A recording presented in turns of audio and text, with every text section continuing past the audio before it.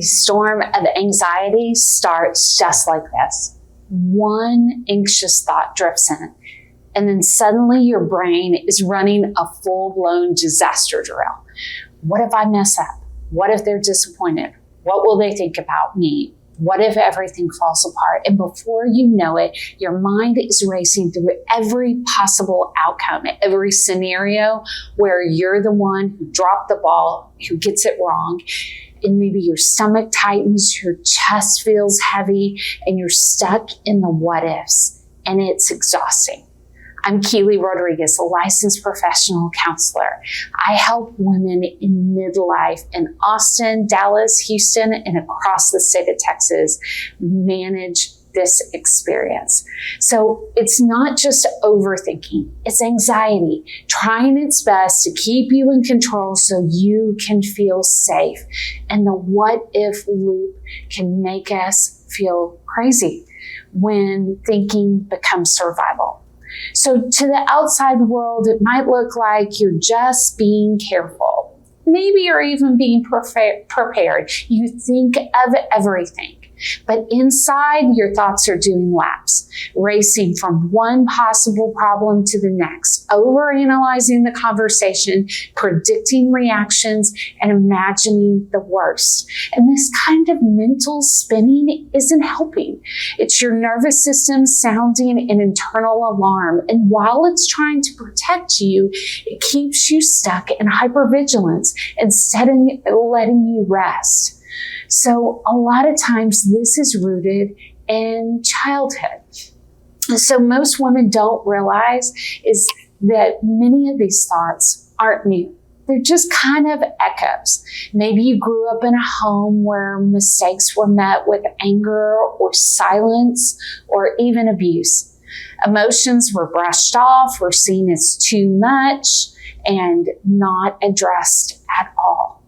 All of these things impacted you in childhood, and you were probably rewarded for being helpful or quiet or easy or mature. In homes like that, your nervous system learned, if I just do everything right, maybe it'll be okay. And so now, decades later, your brain still runs these like worst case scenarios and disaster rehearsals in your head. It's just still trying to control the outcomes, just still trying to earn that safety. And when you can't just let it go, it feels really uncomfortable. Look, you probably tried all the things.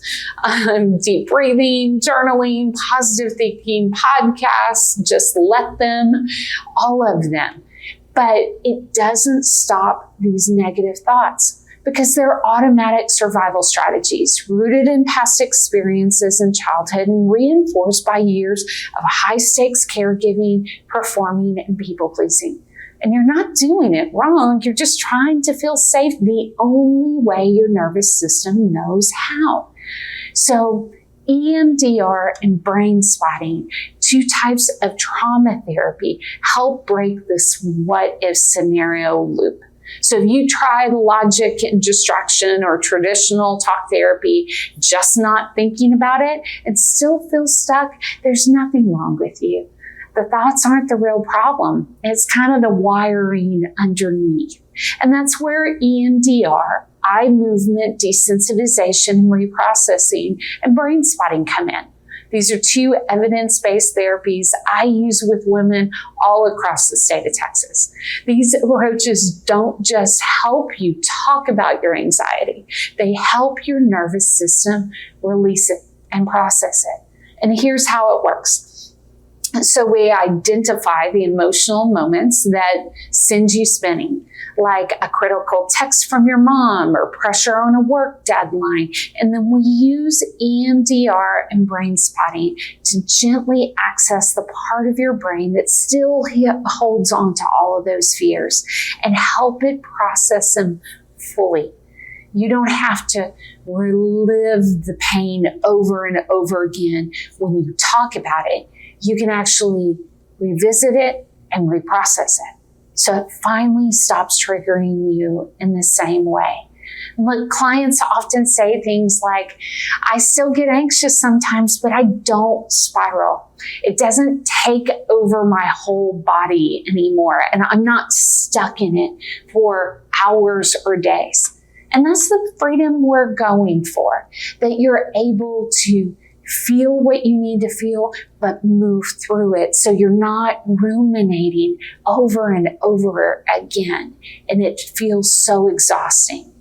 Like when anxiety feels like a constant hum in the back of your brain, it can be exhausting. If you're constantly thinking ahead or bracing for something to go wrong or the next fire to put out, maybe even replaying every conversation to see how you come across to people or how they might judge you, you might always feel a little bit on edge, even when things are absolutely fine. Sometimes people notice this the most when they go on vacation. They should be relaxed, but they can't seem to quiet their mind.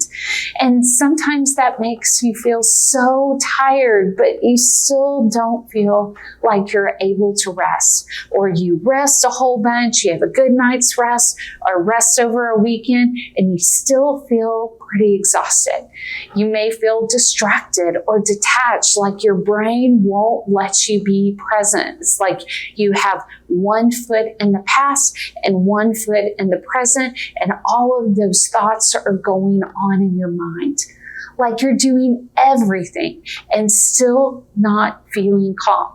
You've handled everything, every scenario, you're prepared for everything, and it still doesn't ease your mind at all. And that can be so frustrating.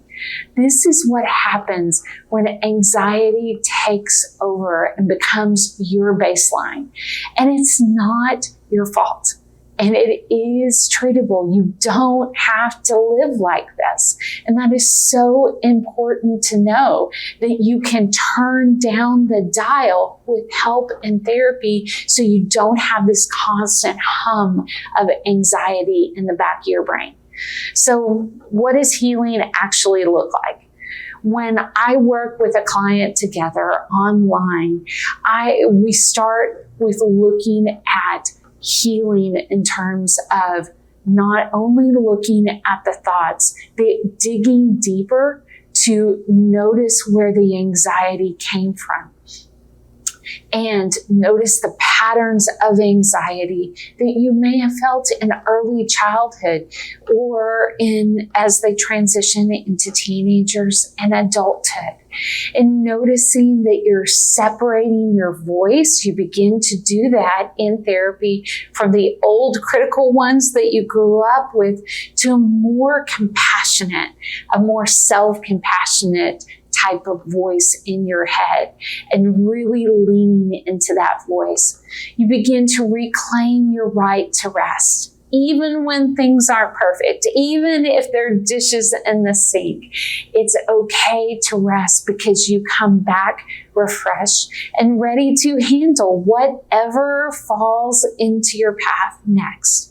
And trusting that you can handle life without rehearsing every disaster. Because oftentimes the disasters that happen to us in life, we would have never thought of them as something to prepare for. They weren't even on our radar screen. You don't have to white knuckle your way through your days. You can learn to feel steady and grounded on the inside so that you can manage to handle things whenever it shows up.